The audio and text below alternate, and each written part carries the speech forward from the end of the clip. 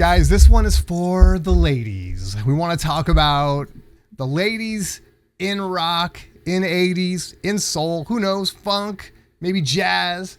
And just kind of spotlight the ladies for a change, right? Because, I mean, obviously dudes get all the love. So today, that's not the case. It's ladies' night, and we got some great stuff to show you guys today. So we're going to show you some of our favorite albums that spotlight women one way or another, the ladies. Singer, drummer, guitar player, who knows? I don't know what Brandon picked, so it could be anything. Yeah, that's kind of one of the cool things that we like to do with these videos is we leave it so general. So when we get ready to come here and shoot, like we have no idea what each other picked, exactly how we were thinking about the topic. And so it just always kind of makes it interesting to see what ends up, popping up on the screen. Yeah, exactly. I already got my notepad ready to roll. So when you're dropping stuff that I'm like, oh, I got to sample that, I'll be ready for it. I'll be ready for it. Yeah, I think this one's going to be fun. Yeah. We might as well jump right in, dude. I mean, I think you're going first this week, right? Okay. Yeah, I'll definitely go first. And as I was kind of going through and doing my picks, I definitely wasn't thinking of like, what are the best female artists of all time? It was just kind of like, what are those ladies that I listen to over and over and over and just have that magic thing that makes me go, and all that good stuff. So one of the very first ones that came to mind was from this duo right here, which is Everything But the Girl. Nice. Right. And the female vocalist in there, her name is Tracy Thorns. And I'm pretty sure everyone remembers her from that, they had that really big kind of mainstream hit, Missing You, like, and I Miss You, like the deserts miss the rain, like everyone kind of heard that, whether you want to try to avoid it or not. But man, I mean, they have so many albums that they've put out, and this is definitely my favorite one here, which is Walking Wounded. I mean, she just has such an amazing silky voice. And I love the fact that she's not like a typical rock star, from the standpoint that she never tried to create some weird image. She never had like, any type of work done and all of that. She's just like a normal, average, everyday woman. Like she even has a little bit of a lisp when she talks, but it's just like, her voice is so freaking silky smooth. It just makes me melt every time I hear it. And the song Wrong off of this album is definitely my absolute favorite by them across the board. But song for song, this is definitely my favorite album. So gotta give props to Tracy Thorn. Just absolute genius.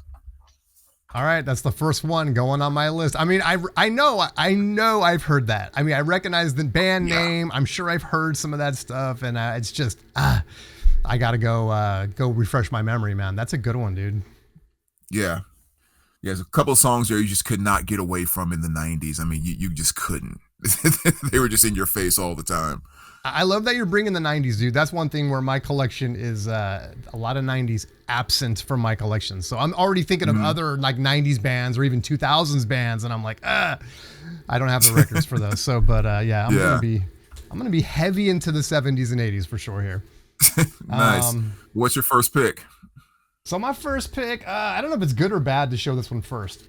By the way, I'm saving the best for last. We're going to show 10, and then there's going to be a part 2. We're going to show 10 more. So stick around. But this one is the woman herself, Madonna. Had to go there. I figured let's get it out of the way. I mean, Madonna's so great. I love this album. It's so good. I mean, True Blue. This has got Lift to Tell off it, which is part of the soundtrack to that movie that I'm not going to be able to remember the title of now, with Sean Penn, which I recently watched. It's actually very watchable even now.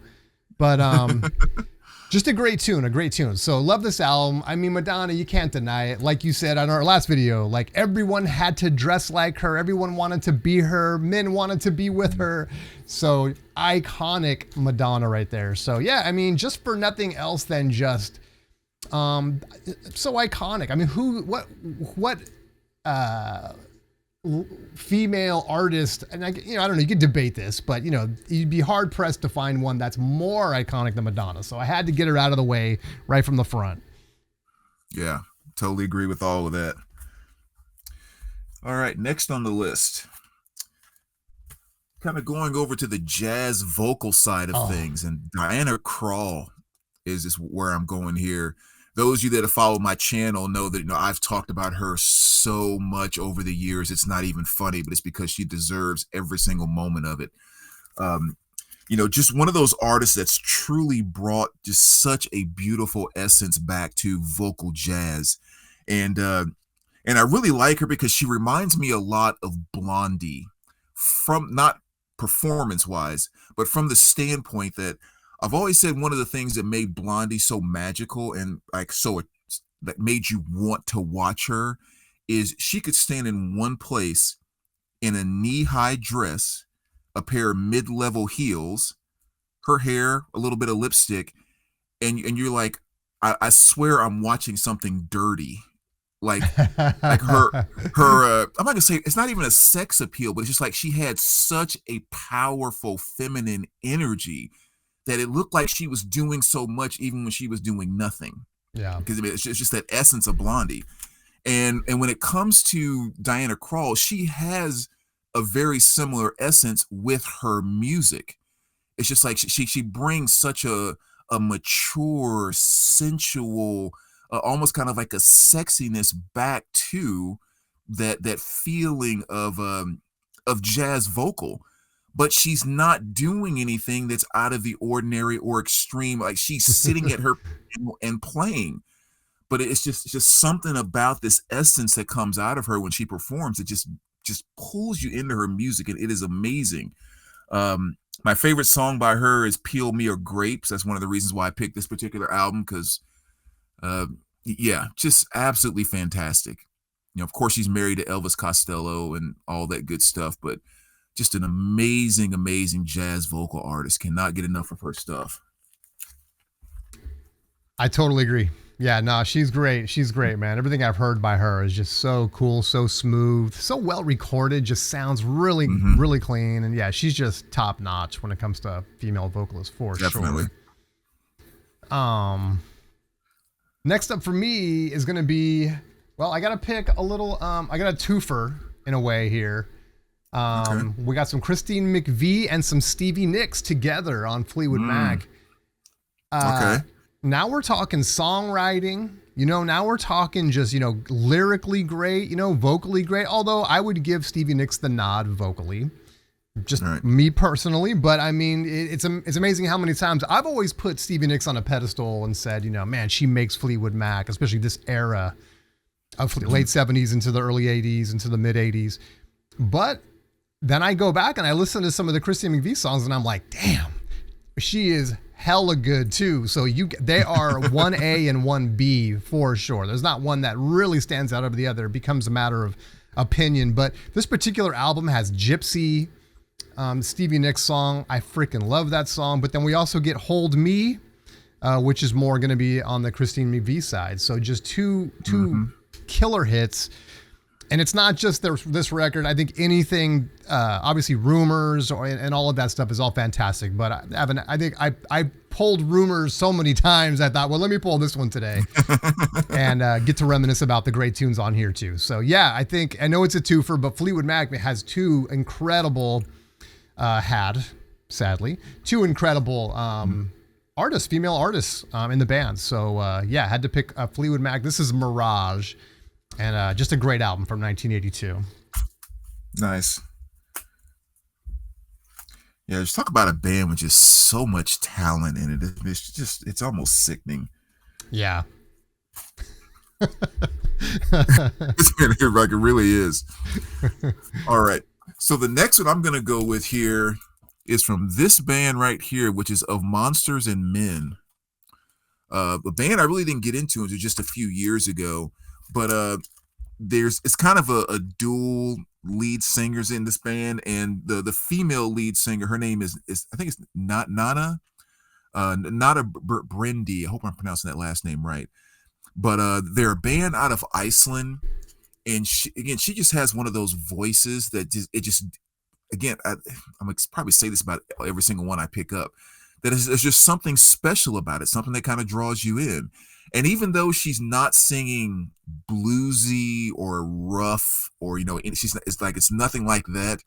I always get vibes of Janis Joplin from her whenever I listen to her. And I don't know why, because their styles are nothing alike. This is like Iceland pop kind of blah, blah, blah. And, of course, Janis was just, filthy blues, all that. But it's just for some reason she gives me a Janis Joplin vibe every time I listen to her. And just another one of those voices that just has this, because of her accent, just has this beautiful thing at the end of every line that she delivers. And it's just another one that just kind of makes me melt, Dirty Paws, definitely a great track to check out off of this one. Mountain Sound is also another great one where you really hear her voice kind of shine in the chorus, and just a beautiful, beautiful voice. So I'm going to give Nana a little props there. Dang, okay. I got to check that out too. I started thinking about Bjork when you started to describe it, but no Bjork in today's stack, unfortunately. But no, that's cool, man. I'm going to check that out. I've never heard of that. Nice. Yeah, it's actually funny that you mentioned that, because if I were to think about her trying to sing Bjork's songs, they probably would sound very similar. Oh, really? It is not the same style of music at all, but I could definitely hear her voice easily switching over and doing what Bjork does.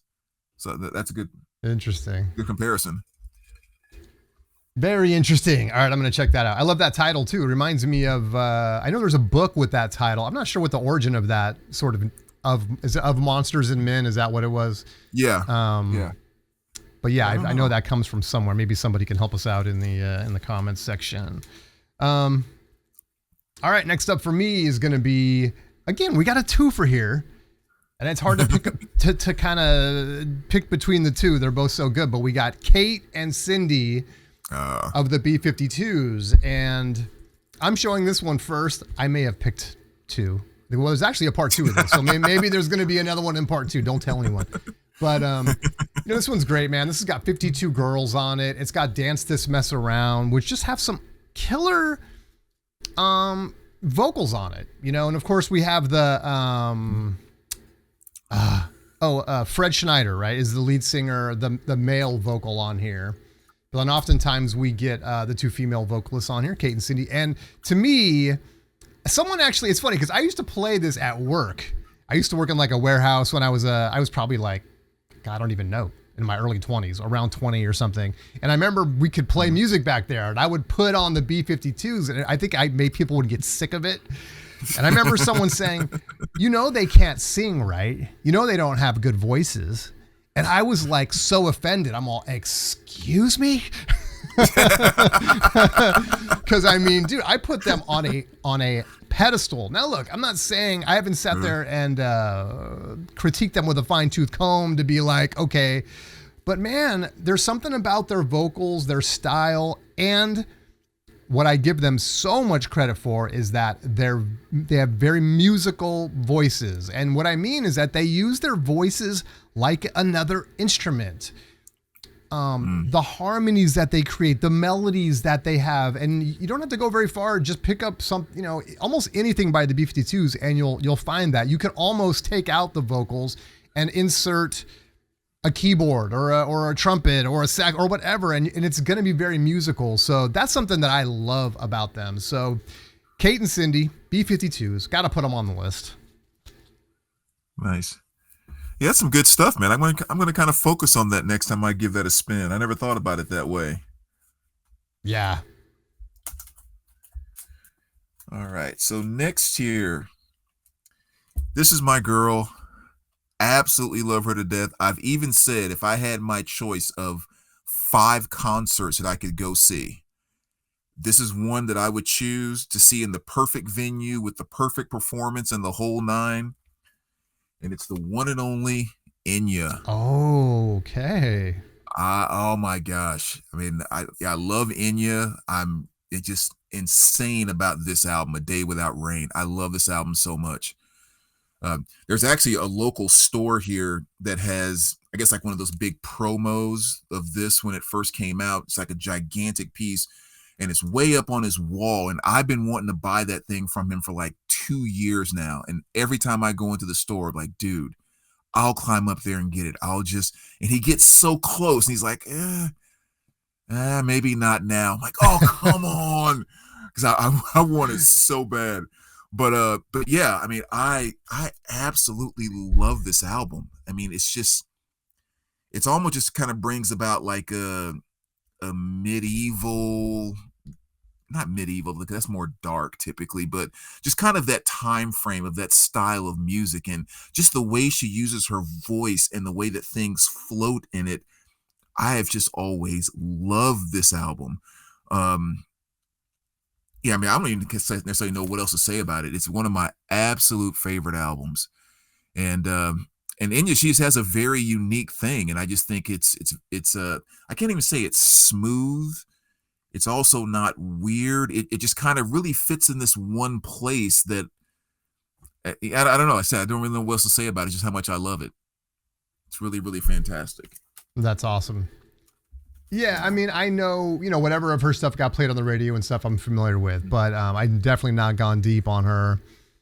And I don't know, I almost, if I was gonna, just something that comes to mind, it would be like the Cocteau Twins. Like if people are wondering like what to compare to, would you say similar? I don't know how familiar you are with Cocteau Twins, but there's like this very... I'm not that familiar with them.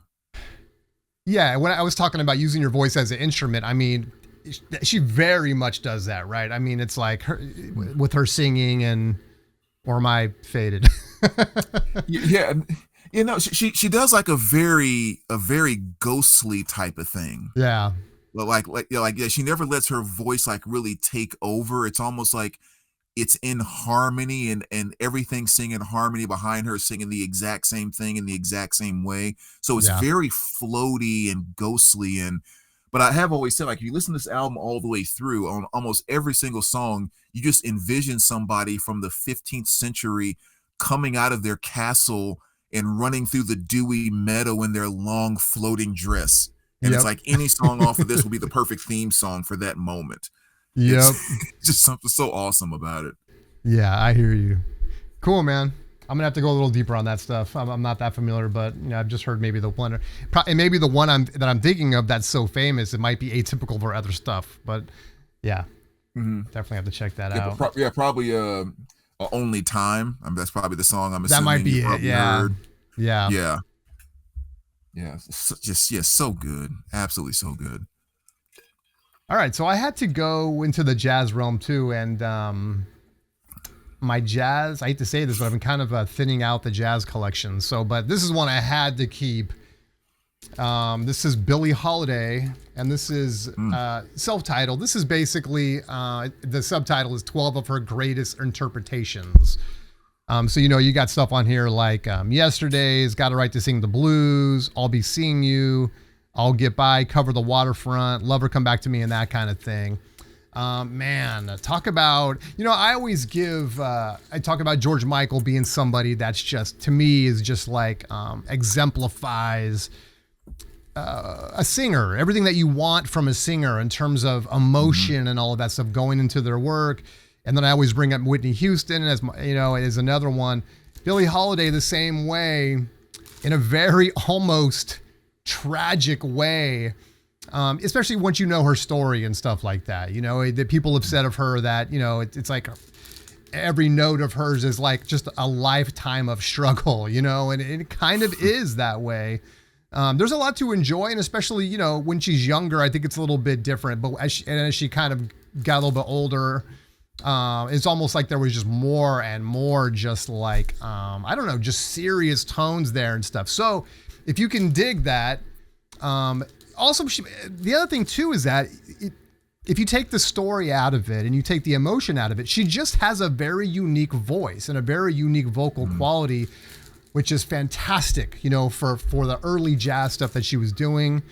And yeah, just also an important figure during that time, and someone who's the meaning of songs that she sang have kind of, they maintained their power throughout the decades. And so just someone that I had to call out, Billie Holiday. So yeah, there you go. Nice. Yeah, that's a Lady Sings the Blues, right? Yeah, maybe it has that title too. I think. Yeah, this one's. Yeah, this one doesn't have that title, but I think you're right. Yeah, it's probably the same record. Yeah. Yeah, it was a really good movie with when Diana Ross played her and Billy D. Williams and. Oh, I got to see that. I've not seen that. Oh, really? Yeah, I've that not was seen was that. that early 70s? Was it even earlier than that? Mid 70s, something like that. Yeah, Diana Ross plays her, and Billy D. Williams plays like her man/manager, and even Richard Pryor makes a cameo in Oh, there. really? Okay. Yeah, I gotta really, check really that great out. movie. All right, I'm going to kind of follow you on the jazz side of things, and this will be kind of a simple one, but definitely one worth showing if people aren't familiar. This is Muriel Grossman. This is her album Reverence, and I just discovered her maybe 7 years ago, something of that nature. And I mean, she's kind of she has a number of albums out, like maybe studio albums, maybe 9 or so, something like that. But just an amazing saxophonist. And the easiest way that I've always found to reference her, if you love John Coltrane, you are going to think John Coltrane was reincarnated as a white woman. Okay. I mean, she has Coltrane flavor up and down everywhere throughout all of her albums. Wow. And it was kind of cool because maybe like, how long ago was that? Maybe 3 years ago or 4 years ago, I did a video kind of, just spotlighting her and saying how amazing she was. And she saw the video and actually made a comment, and I had a chance to email her a couple times and all of that, thinking about trying to get some of my records signed. And she was just really, really cool, but just, I mean, an awesome, awesome saxophone player. So if you're a John Coltrane fan, you must check out Muriel Grossman. That's hella cool, dude. So she's good. Contemporary, obviously, but is she, when did she, is that like a 90s record, 2000s record? When did that come out? No, this one came out 2019. Oh, wow. I mean, like, okay. She's still making stuff now. Gotcha. Like new stuff coming out all the time. Nice. And she's over in, I'm going to screw it up. Is it Greece? Italy? Something like that. Estonia, maybe? I'm drawing a blank, but she's overseas. Yeah. So a lot of her stuff typically comes through on Bandcamp and stuff like that. Oh, okay. Yeah. Well, we'll tag her in this video, so shout out. Yeah. Yeah. I mean, amazing modern day artists doing old school Blue Note type of jazz. Wow. Yeah. I got to check that out. I'm stoked for that. Mm-hmm. Moved it right to the top of the list, baby. The white female Coltrane.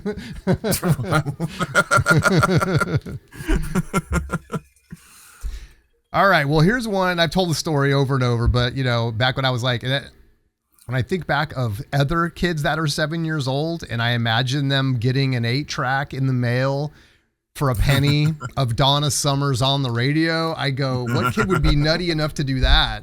Well, I was that kid, and I just love this, and Donna Summer, I hate to say this, but I kind of think, I know Diana Ross, right? Diana Ross and Donna Summer. They're almost, for whatever reason, it's hard for me I compare them for some reason. And I think maybe the reason I do it is because I like Donna Summer better.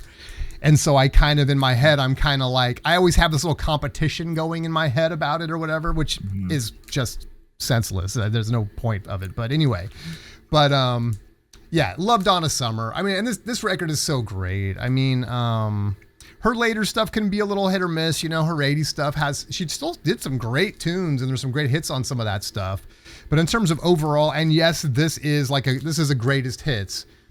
But man, her stuff from like the late 70s is so freaking good. And I said it a million times. I got side 3 facing out right there because we get hot stuff into Bad Girls, into Dim All the Lights, into Sunset People. It's like, forget about it. So, yeah. Nice. Amazing. Donna Summer. Yeah.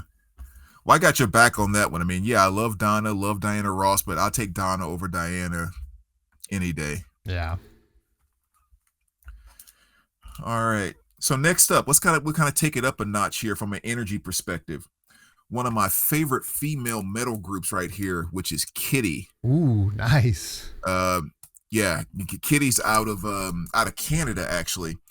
But yeah, just a foursome female. They've had a number of member changes over the years, but the two main members that have been there the entire time are the Lander sisters. Their last name is Lander. Mercedes and what's her name? Morgan is the lead singer. Morgan are the two. And I remember I initially kind of was drawn to them, before I really heard their music, because I saw an article that was written on Mercedes, the drummer, and I just had like the biggest crush on her immediately. She was just like the coolest thing in the world. And then, of course, discovered the band, discovered the music, and I mean, they're just really, really fantastic. Had a chance to meet them a number of years ago when I saw them live and so forth.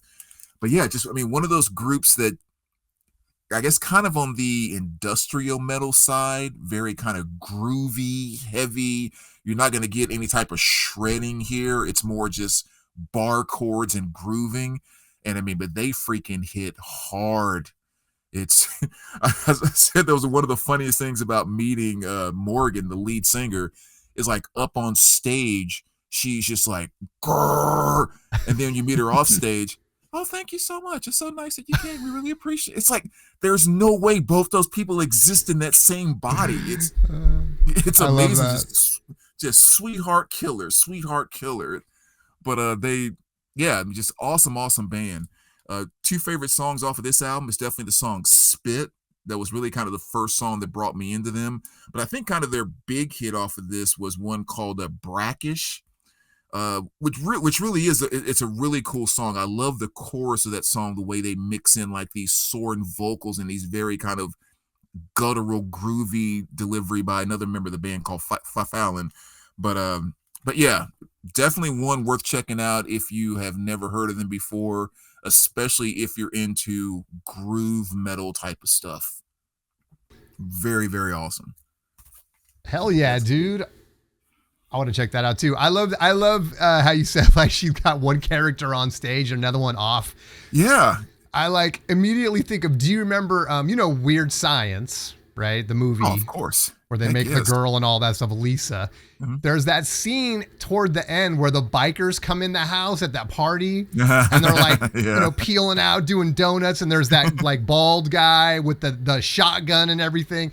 And Lisa comes in and basically kicks them all out. And the guy's he gets a shotgun. He's like, ah. And then he like closes or whatever. And he starts pushing his bike out and he's like, you have a very lovely house, or whatever. It's like, it's so funny. That's what that made me think of. He's like, well, but please keep this between us. I wouldn't want to lose my teaching job. Yeah, exactly. Exactly. That's so funny.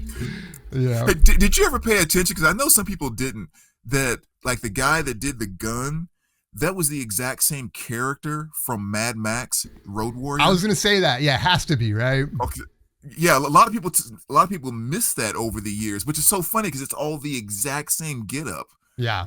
But yeah. Well, yeah, he's definitely a character that, how do you miss him? I'm sure he was always used in those movies throughout the 80s where we need a guy that just looks like he belongs in Mad Max. Call him up. Yeah, I know. I thought the same thing. Yeah, I totally thought the same thing. Yeah.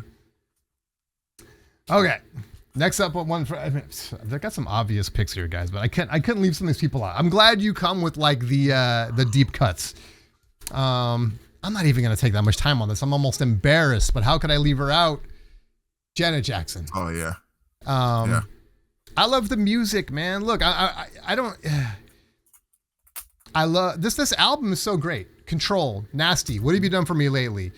Pleasure Principle, When I Think of You. I mean, it goes on and on and on and on. You can't dispute how great it is.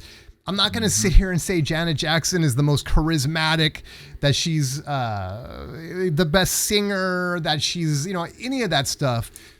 But whatever magic happened to make this record makes it incredibly compelling and listenable. So I just love Control. It's one of my favorite albums. So I had to call it out.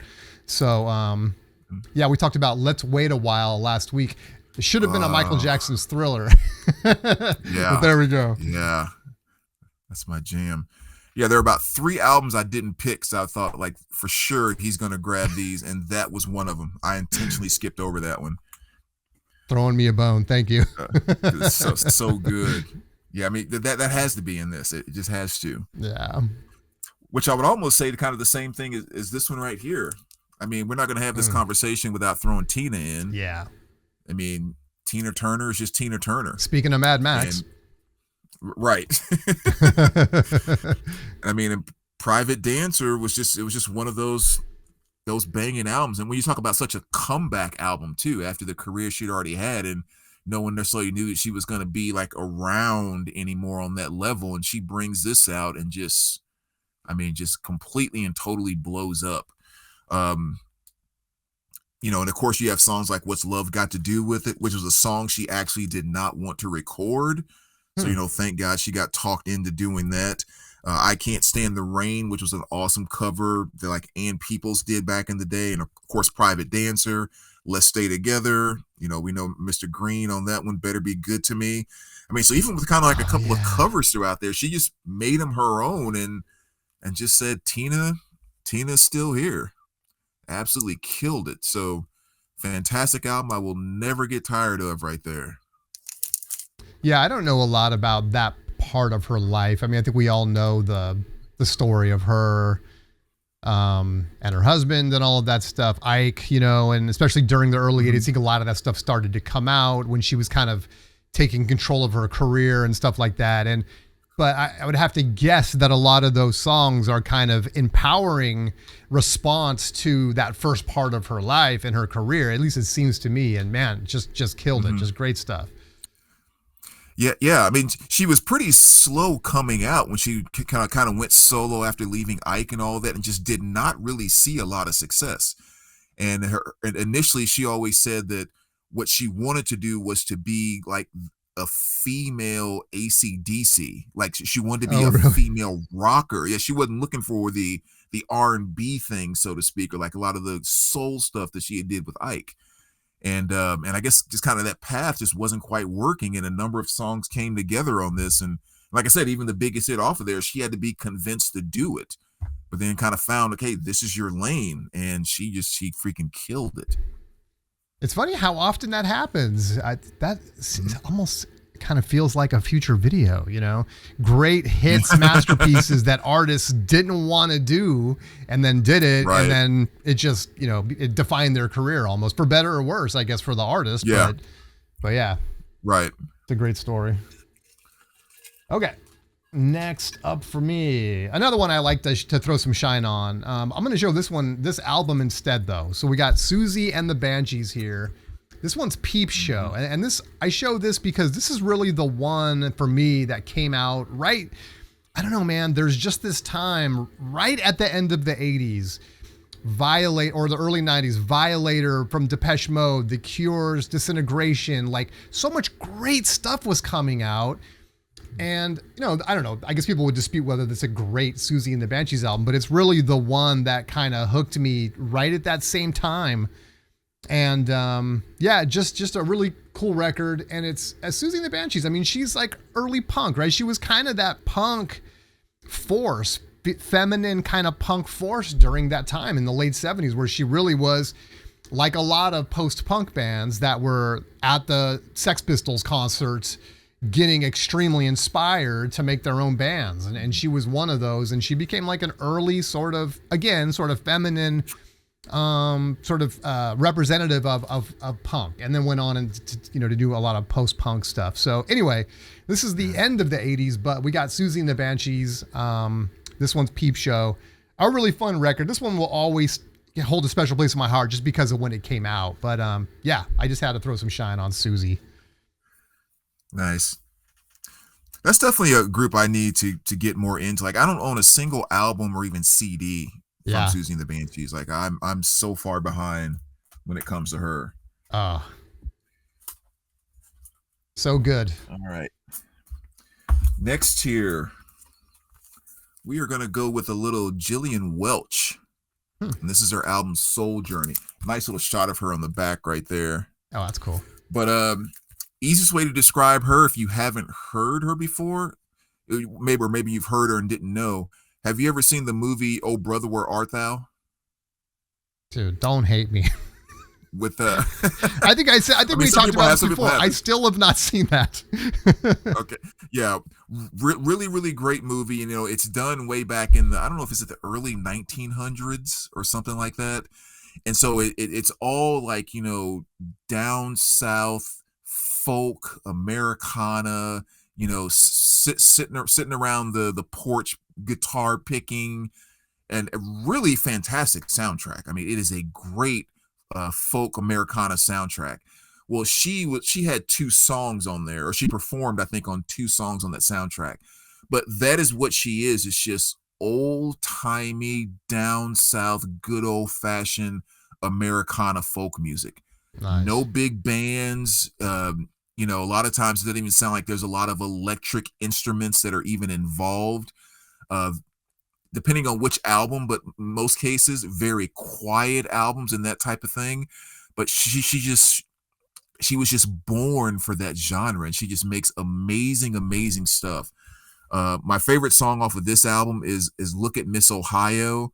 But again, if you haven't heard anything by her, another great one to check out is Whiskey Girl, another really good track. And any of her stuff off of the Oh Brother Where Art Thou soundtrack. I mean, it's just really just one of my favorite artists within that genre. So Jillian Welch, I actually became a fan of hers from the movie Oh Brother Where Art Thou. Oh, really? That's cool. That introduced me to her as an artist. So oh man, she's going on the get list. More of her stuff out on vinyl. Yeah. Is she still recording stuff? Do you know? Or yeah, she's been doing stuff with there's like a group called the something machine. But yeah, she's been doing like some collab stuff, and yeah, it's all the exact same stuff. Yeah. Everything she touches is, quite frankly, it's kind of fantastic. There was one album called The Woodlands that just came out like last year, year before last. Exact same thing, just really great stuff. That's hella cool. She's going on the list. I love stuff like that too when it's good. Like, it's not the kind of thing that I go very deep into, but like the best of the best that rises to the very top. Like, yes, I love that stuff. Right. All right. I recently found out that probably the biggest hit by this artist was a cover. I didn't know that. And we got Cyndi Lauper right here. This is She's So Unusual. And the big hit is Girls Just Want to Have Fun, right? That's a cover. Someone else did that. For those that don't know, there's going to be people that are not shocked by that. They're going to be like, duh. I didn't know that. I thought that was her thing, man, because there's just, I mean, what the hell? That's like one of her biggest songs. I mean, it was all over MTV. It was a massive hit. She very much made it her own. It just felt like it would have come from her, but it didn't. So anyway, but this has a lot of great stuff. Money Changes Everything, When You Were Mine, Time After Time, obviously is a great one.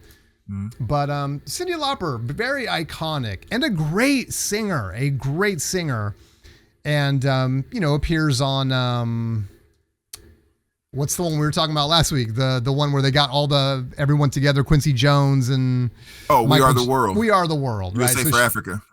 Yes, and she might have, and there's a lot of great solos in that tune. I don't know, man. She slays out on that. So.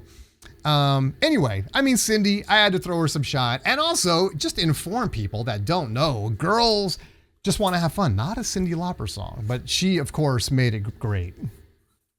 Yeah. And I'm not going to use this as my pick, but of course, that was one that was sitting right in my stack there, too. Yeah, there you go. You know, and I guess, whatchamacallit, too, When You Were Mine, it's a Prince cover. Oh, yeah, that's right. Great one there. Yeah.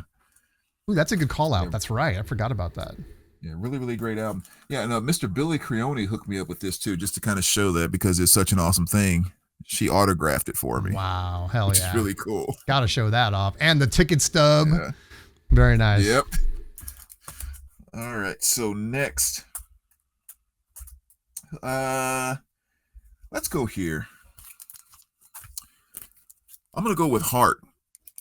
Okay. And this is their album Bad Animals, which I feel like is one that maybe doesn't quite get the same level of respect as some of their other, especially their earlier stuff kind of gets.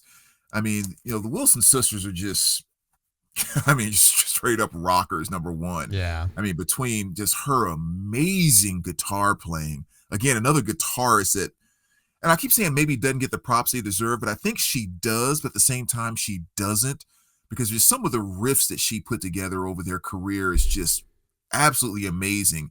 And we're not even going to get into Anne's voice or anything like that. That's just on a whole nother level. That's like, you know, Led Zeppelin 80s type of rocking that she was doing. But I think overall, like, this is probably my favorite album by them, which came out in 87, I believe. Which is also kind of easy to say because this was the first album that introduced me to them. Yeah. You know, MTV and the radio play with Who Will You Run To and Alone and all of that. But then other awesome songs like There's the Girl, I Want You So Bad. I mean, it's just a lot of great B-sides on this album. And for whatever reason, I've never been able to figure it out. That cover gives me the creeps, and I don't know why. It's just one of those weird things. Yeah. But you know, 87 was just one of those golden years, man. This was just when all that fantastic new music was hitting me because of the new place that I'd moved into and everything. And so, yeah, this still marks my favorite Heart album. But pretty much take your pick. There's 3 or 4 albums you could pick by them and say it's their best. Well, yeah, I mean, Heart is fire, obviously. But if you didn't tell me that was a Heart record, I would have never known. I've never seen that one before. So. Really? Yeah. Wow. That's cool. But I mean, look, I'm not, you know, maybe I'm the wrong person to ask. I like Heart. Heart's not someone I have in the collection or anything, but look, I mean, they're fantastic, right? I mean, I love the hits that come on the radio and all that stuff. Just fantastic.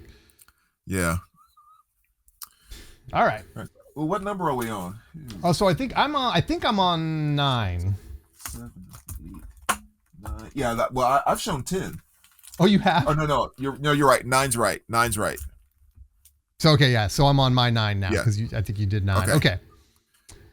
Speaking of Prince covers, how about Chaka Khan with "I Feel for You"? Yeah. And Chaka Khan with Rufus and all that stuff. I mean, what a voice! What an energy! This is the first version of "I Feel for You" that I heard. And, you know, back in whenever this came out, early to mid 80s, when this came out, man, it was a radio staple. And, you know, what station I listened to would play this constantly. And you got I'm pretty sure it's Stevie Wonder playing the harmonica on this, right? Yep. And so, yeah, just fantastic. So a great version of this tune, Chaka Khan. And introduced me to her and going and digging a little bit deeper and stuff like that. And I mean, she's fantastic. So, but it starts right here for me with "I Feel for You," of course, the Prince tune. Yeah. And just watching her sing, she's like, everything she did just seemed so effortless, as beautiful as everything was. It just seemed like it was nothing to her. Yep. All right. So number 10, let's go with, trying to figure out which one to go with here. Why don't we do, well, let's just keep it simple. Got to make sure we put Pat Benatar inside of here. I mean, just one of the ultimate ladies of rock. You know, I think, you know, kind of your Joan Jett, Lita Fords and stuff like that usually kind of get credit for the rock of the ladies. But one of my most used sayings over the years is "Don't sleep on Pat." Like I've said that so many times, and I say it all the time. I love that. And the main reason is just because, you know, there are so many big 80s hits that she had, like "Love Is a Battlefield," "We Belong," and stuff like that, which I think is just some of the most just fantastic stuff. But when you get into some of the B-sides of her other albums, I mean, if you go listen to the song "Heartbreaker," I mean, show me someone else in hard rock that's rocking harder than she is in "Heartbreaker." It's just like Pat is freaking bringing it every single time. And that's why I even picked this best of as kind of a cop out, because I can't pick a favorite Pat Benatar studio album. Yeah. I can't. And always love Pat, always will. Is one of my absolute favorite ladies of the 80s right there. So good. So good. Yeah. In my head, I kind of think of her as the female Billy Idol. And maybe that's not fair to say or even accurate, but just because of the era and the MTV and her just come with so much great energy and the style of the tunes and everything. I don't know. I sort of think of her in my head as like the female Billy Idol. Yeah, I think that's a pretty good way to relate to what she did, especially in the 80s, without question. Yeah, that's a great pick. I said I was saving the best for last, and I said the best female vocalist, my favorite certainly, and of course we got to do Whitney Houston right here, man. And you know what? Okay, another thing that I just kind of learned recently, Jermaine Jackson is all over this. Why didn't I know that? I mean, he performed some of the tracks with her, he produced them and all of that, and I'm looking at the back of this while I was listening to it the other day, and I was like, it just never occurred to me. I mean, I knew that they did a duet together on here, but I didn't know like how much his fingerprints are on this record. Anyway, Whitney Houston, man, You Give Good Love. I mean, if there was nothing else on this record, Saving All My Lovin' For You. It's also like the stuff that you might consider B-sides will take you to the 80s. Like maybe it's not as iconic, but it's very 80s and stuff like that. So you still get some really good kind of compositions, even if it's not like the biggest hits on here. I can't listen to You Give Good Love without, I'm gonna well up. My eyes are gonna get a little wet. I'm gonna blame the pollen, while I'm listening to this, man. But Whitney Houston, she's the best. I mean, again, she can do more with one note than most artists can do in their whole career. So, just fantastic, Whitney. Yeah, that is a great one. I mean, just that nice path that she found to be able to bring like amazing R&B singing. But like you said, every time you throw it on, you hear total 80s pop rock and everything. Yeah. Like she combined those two worlds perfectly. Yep. Yeah. Yep. So that's a good pick. Whew, all right, that was fun, but we're not done. We got 10 more to do. We're just going to drop it we'll call this the A side. We can call that the B side. I don't know. I feel like that's stealing from someone, so maybe we won't do that. But part one, wrapping up part one. Check for that link. Keep watching. I'll drop you right into part two. Thanks for watching, but we got 10 more each. So we'll have fun with that, guys. Indeed. Thanks so much for watching.